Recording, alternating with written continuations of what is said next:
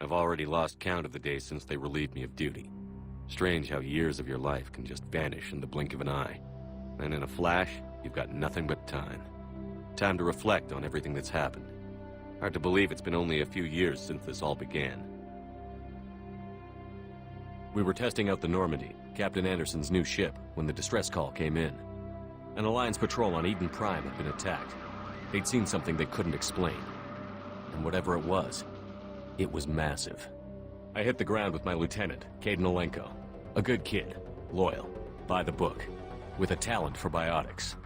We came across the lone survivor of the patrol, Gunnery Chief Ashley Williams. A soldier to the core. Tough, disciplined, ready to take on whatever came her way. Ashley joined up with us and took us to the spot where she lost her squad. That's when we saw it. The ship. Like nothing I'd ever seen.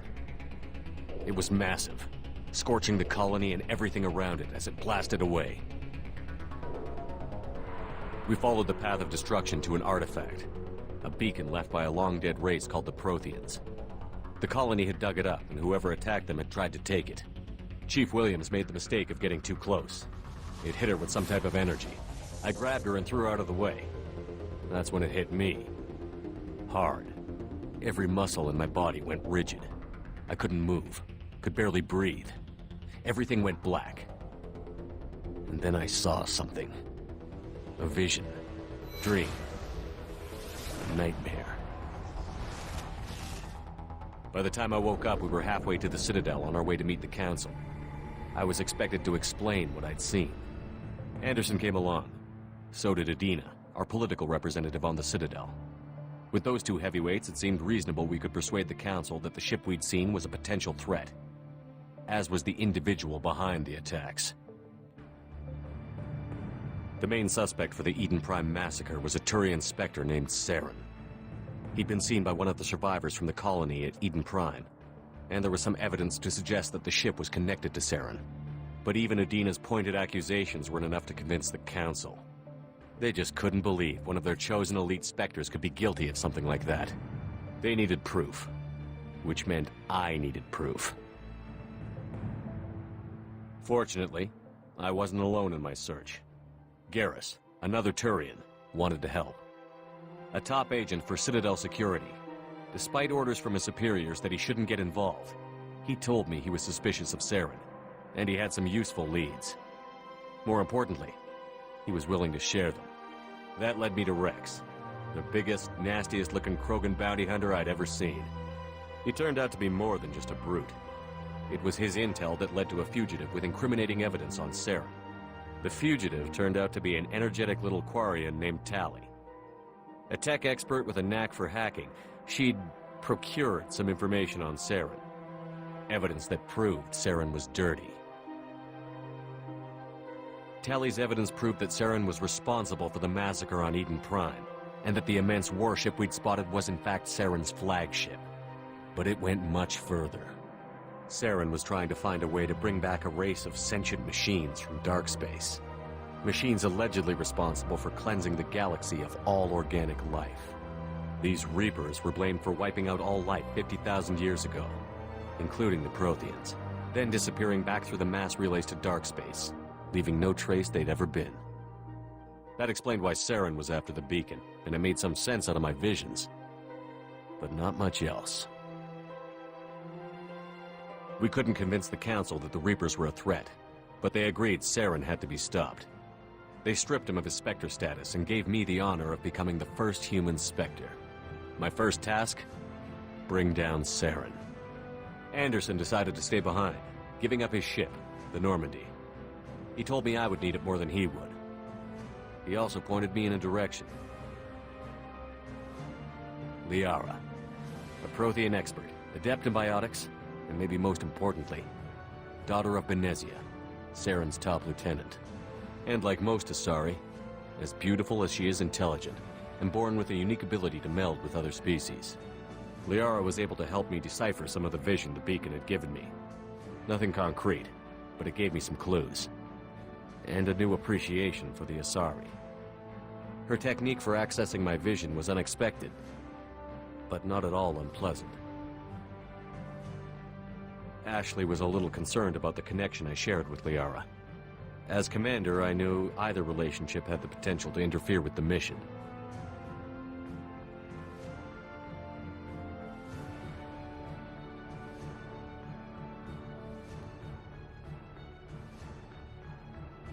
I told Ash I wasn't interested in Liara. I had my eyes on someone else. But we agreed we wouldn't let it get in the way of our mission. Finding Saren. Thanks to Liara's help, we had our next lead, Benezia. Saren had taken her to Novaria, where he'd enslaved a dangerous race of insect-like creatures, the Rachni. He ordered Benezia to use the same technique Liara had used on me to extract information from the Rachni Queen. The Queen's drones were everywhere, and they weren't happy. We had to fight through hundreds of them to get to Benezia. By the time we arrived, Saren was gone. With the information. I tried to reason with Benezia, but Saren had indoctrinated her. He had somehow acquired the ability to control people's actions and wills. Benezia wouldn't surrender, and Liara was forced to watch her mother die in her arms. And I was left with an angry, dangerous Rachni Queen to deal with. She claimed her drones would do no harm if I released her. But the Rachni had terrorized the galaxy before. I couldn't do it. I wouldn't doom an entire species for past sins. And the Queen was true to her word. She left and took her army of drones with her. With Saren's top lieutenant dead, he was quickly running out of time and places to hide. I tracked him down at his base on Vermeer, but we soon learned it was more than a base of operations. It was a breeding ground. Saren was breeding an army of Krogan. He'd found a cure for the genophage, a disease inflicted on the Krogan to prevent them from breeding and taking over the galaxy. But the Krogan Saren was breeding were slaves, mindless beasts that obeyed Saren's will. I had to destroy the base, and all its research. Rex disagreed. Violently. Rex wanted the genophage cure for his people. I tried to convince him to help me destroy it, that these Krogan weren't real. But he wouldn't back down. Fortunately, Rex is smarter than he looks. He realized this wasn't the way to help his people, and that Saren was the real threat. When we finally got to the center of the base, I realized just how close Saren was to completing his plan. He was already in communication with the Reapers. Sovereign, Saren's flagship we'd all assumed was just a ship, was a Reaper. It spoke to me, threatened me. I could feel the menace it had for every living thing. It wanted me dead. It wanted us all dead. And I knew it was capable of doing just that. What I couldn't understand was why Saren would help it. But there was no time to think about it. Sovereign knew where we were. We had to destroy the base and get the hell out. I split up my team in 2 squads, sending Ash with one and Caden with the other as a distraction. We had a nuke, and we planned to use it. Before we could detonate the bomb, Saren showed up. We fought. I stalled him to make time for my team. And in talking to him, I realized the truth. It wasn't Saren who was indoctrinating everyone. It was Sovereign. The Reaper. And Saren was in deeper than all of them. He tried to convince me he was still in control. Said he found a way to reduce the Reaper's influence, but he was kidding himself. Or believing the lies Sovereign was telling him. Before I could convince him to stop, he ran, leaving me just seconds to extract my squad mates. I tried, but I wasn't fast enough. I could only save one of them.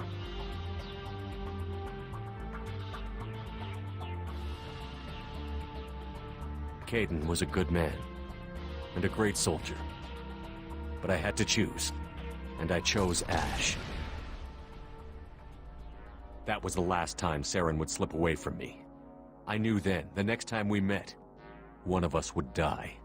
With my team mostly intact, we chased Saren and his army to Ilos, a long-lost planet that had once belonged to the Protheans. As we prepared for what we knew would be a desperate fight, I spoke to my crew. We were just one ship, against Saren's growing army. I assured them all that despite the odds, we could defeat him. But Ash saw through my words. She knew I was hurting after Caden's death. She could sense my doubts. We both knew this mission could be our last. Until that moment, we'd put our feelings aside for the sake of that mission. But why wait? We gave in to each other, and it was perfect. While it lasted. We arrived on Ilos, close behind Saren. Once on the planet, we discovered a Prothean databank that helped me put the final pieces of my vision together. The Reapers had come 50,000 years ago, and every 50,000 years before that, each time purging the galaxy of life. The Protheans had fought and died, like every species before them. But a few survived long enough to leave a parting gift. The Protheans had discovered that the Citadel was the key to controlling the mass relays. By sabotaging the Citadel, they found a way to close the relays to dark space, slowing the Reapers' return, giving us the time we needed to find a solution to stop the Reapers once and for all. Saren knew this. He was leading his army to take control of the Citadel and re-establish the relays to dark space, bringing the waiting Reapers here to destroy us all. We followed him to the Citadel. It was intact, but heavily damaged.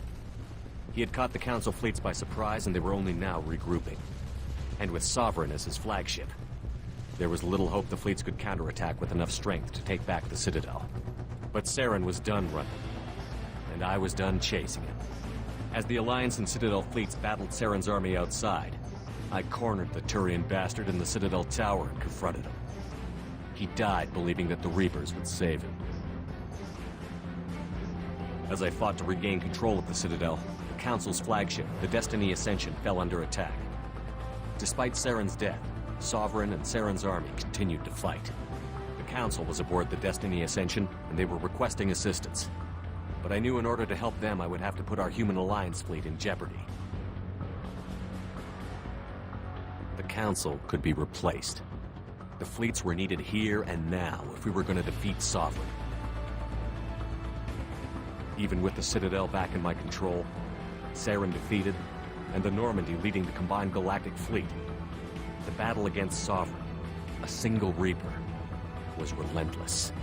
It took the combined fleets of humanity and the other races, but in the end, Sovereign fell. But the costs were immense.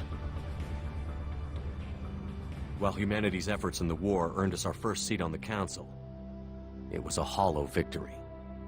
The Reapers were still out there. I knew the fight was far from over, but as the one who'd led the fight against Saren, I was given new responsibilities. The choice of humanity's first counselor was left for me to decide. On the one hand, Udina, the lifetime politician. Ruthless and ambitious, he would easily navigate the political landmines that would soon be put in front of him. The other choice, Captain Anderson, the career soldier. Tough but fair, but a friend, and someone I could trust. Both great leaders in their own right. Anderson didn't want the job, which was a sure sign he'd be perfect for it. No ambition to get in the way.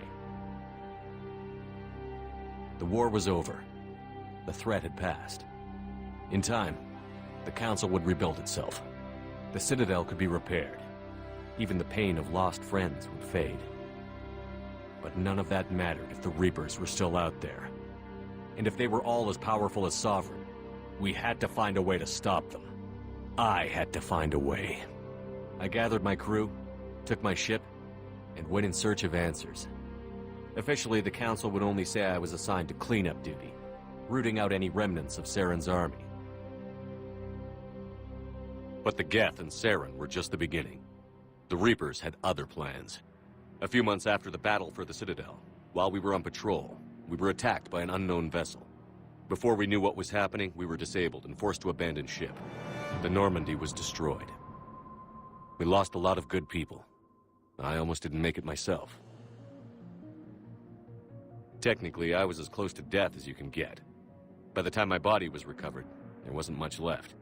The pro-human group, Cerberus, acquired what was left of my body and spent the next 2 years rebuilding me. My memories, abilities, everything. The person in charge of my recovery was a Cerberus agent, Miranda Lawson. Brilliant and efficient. But before I could be completely rehabilitated, the Cerberus facility we were in was attacked, and was forced to fight my way out. In my condition, I should have died. But an ex-Alliance soldier named Jacob Taylor kept me alive. We found Miranda, and we escaped. They took me to meet the Elusive Man, the leader of Cerberus and the one who had ordered me rebuilt. The Elusive Man lived up to his name, offering half answers to many of my questions. But he did explain why he had brought me back. He believed I was the one person who could stop the Reaper threat. And he explained that the Reapers had a new ally, an insectoid race called the Collectors, the ones who had attacked the Normandy 2 years earlier.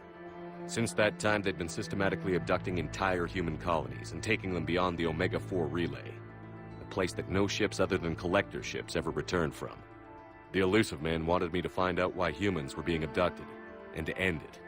In return, Cerberus would outfit me with a rebuilt Normandy, weapons, and a skeleton crew, as long as I agreed to take along Miranda, Jacob, and an illegal AI named Edie. I told the Elusive Man I wanted my own team, people I knew.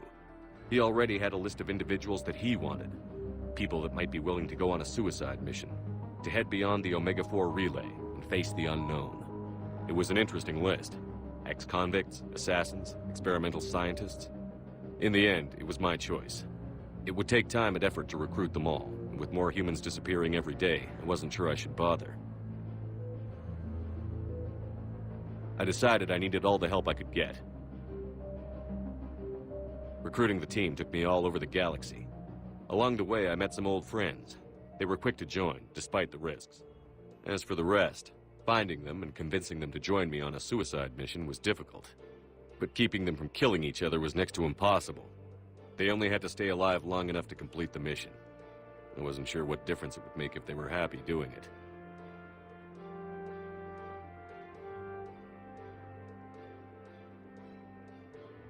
But if we were going to survive this, our best chance was to make sure everyone was working together. I tried to recruit and reconnect with a few of my old squad, but they were suspicious of Cerberus. No doubt why they weren't on the Elusive Man's list to begin with. Worse, they had moved on. For 2 years, they believed I was dead and lost. Now I was headed off on another suicide mission. If things were going to get better between us, it would take time. But I was running out of time.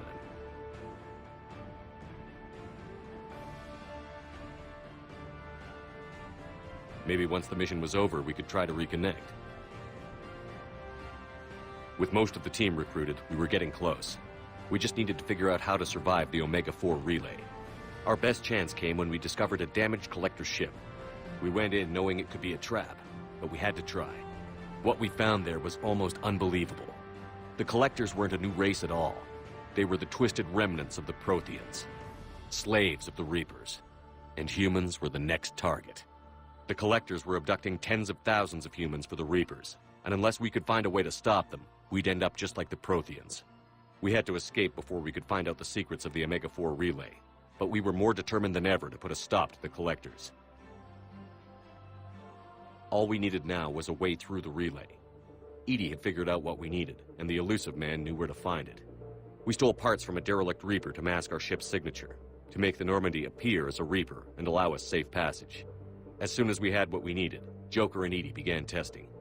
But while I was away on a mission with the team, the Collectors attacked the Normandy, determined to destroy it before we could finish the tests. Joker and Edie did their best to fight them off. They saved the ship, but the entire crew was abducted, taken beyond the Omega-4 relay. Jacob wanted to go immediately and rescue the crew. Edie and Miranda wanted more time to prepare before we attacked.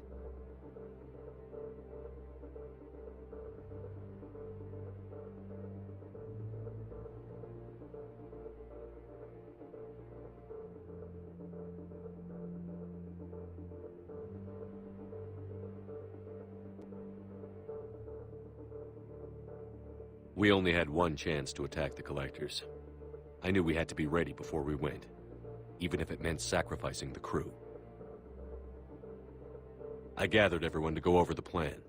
We all knew this was likely a one-way ticket. The team was ready, but they were nervous. We knew this could be our last day together. We were scared and looking for reassurance. Some of us found it in each other.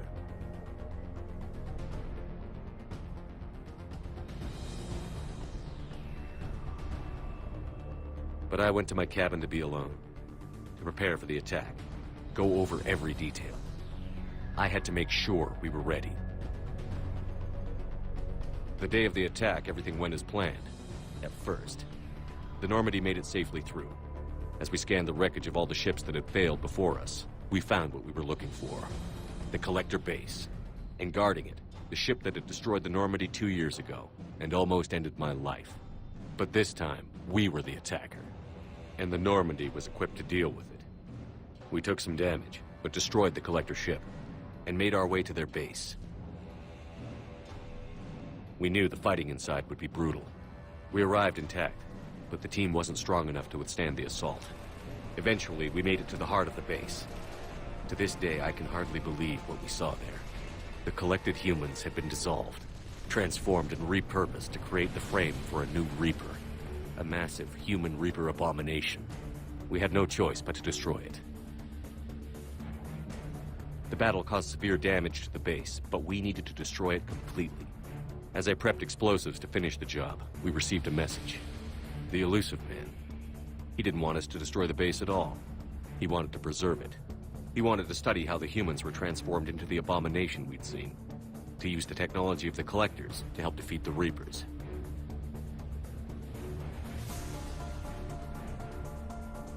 I always suspected the elusive man had his own motives, but I couldn't agree with him on this.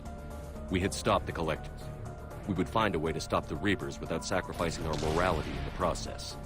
We destroyed the base, completely, and escaped back through the Omega-4 relay. The mission was a success, and in the end, the whole team made it out alive. And though the crew was killed before we could rescue them, they didn't die in vain. We stopped the Collectors, and we stopped the Reapers from creating their abomination. And we bought everyone just a little more time. If only there was more time. The Reapers are still coming. Every day a bit closer. I handed every piece of intel on the Collectors and Cerberus over to the Alliance brass. They're not sure what to make of it, but at least they're listening. I just hope they figure out what to do about it soon, before time runs out for all of us.